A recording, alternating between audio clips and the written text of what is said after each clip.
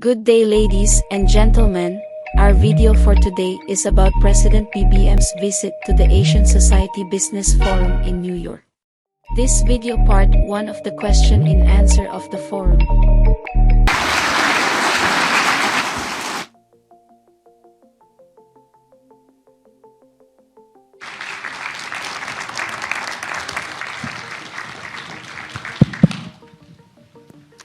Well, thank you very much, Mr. President. 110 million people. Yes. That's, even for an Australian, I can work out that makes you the second most populous country in Southeast Asia. So, Indonesians out there. Yes. Philippines next, with the great advantage, as you've just said, of having 110 million native English speakers. This is quite remarkable. So, I'm really taken by the economic vision that you're putting forward for the country. In an earlier discussion today, you indicated there are some challenges still. The digitalisation of the economy has been slow. But in terms of the future, if you're looking at the digital economy, the renewable energy transformation, but also future secure supply chains, give us a sense of where you hope the country to be economically at the completion of this term. Well, to put it very simply, I've been asked what is the absolute end result that we are hoping to achieve. And it's very simple for me. No more, not one more hungry Filipino. And that is a very simple, it's a very simple aim. It's a very simple goal.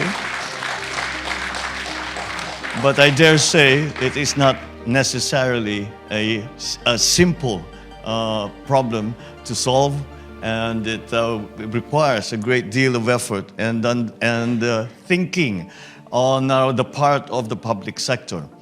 But if it is the public sector's responsibility to attend to that social problem that we are facing, we are engaging, this is the new policy of this administration, we are engaging the public sectors, the private sector rather, as partners in that effort.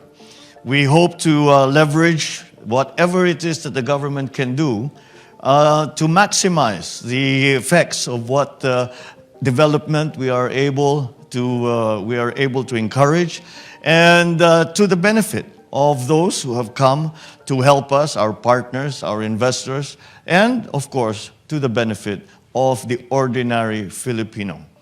And so, as I came into office, of course, the primary concern was the economy. The primary concern was the livelihood of Filipinos. And this is why we have come to the conclusion with economic managers who we have engaged and have asked to join government. I believe that we have the best and the brightest of our economic managers, with all of whom have a long history of success and a true understanding of the problems that Filipinos face, and furthermore, a true understanding of what we need to do to solve those problems. And again, we have managed to engage our private sector partners and to be part of this effort. And I do not think that we could manage to do this by ourselves in the public sector. To take that point a little further, I would say that not only private sector partners in the Philippines, but also partnerships between governments and the Philippines, as partners, as allies, as friends.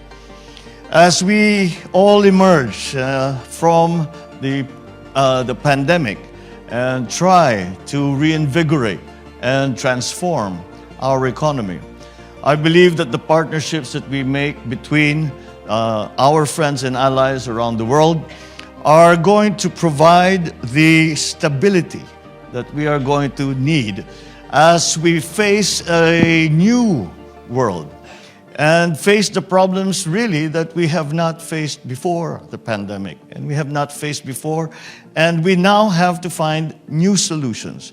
Business as usual, in our view, simply has no place in that, because it is not business as usual.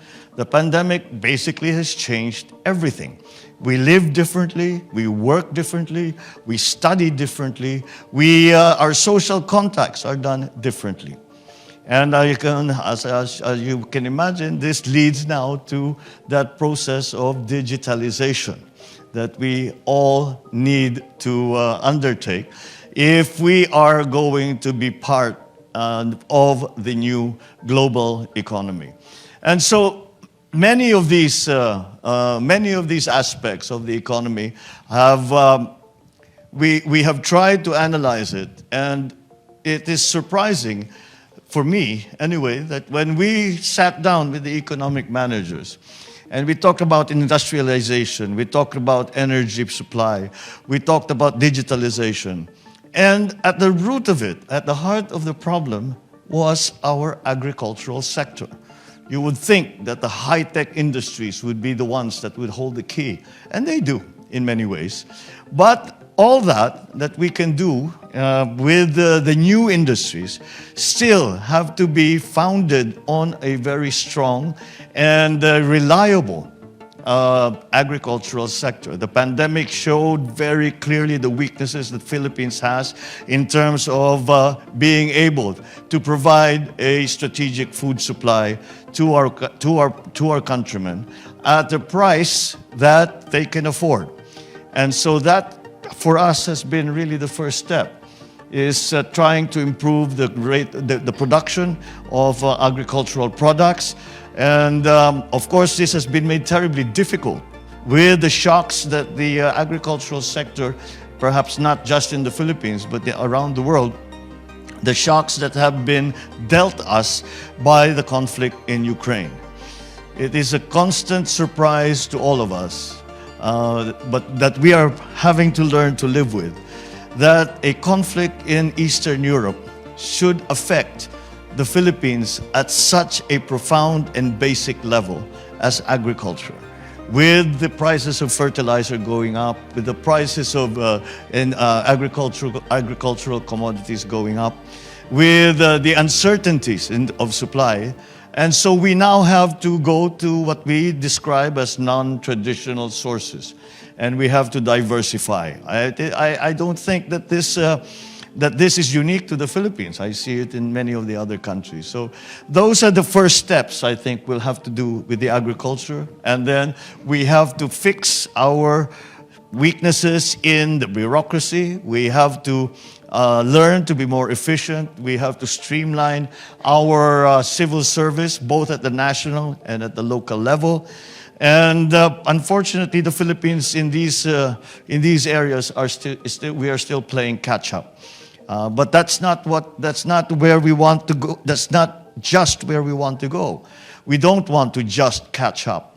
We want to go beyond that.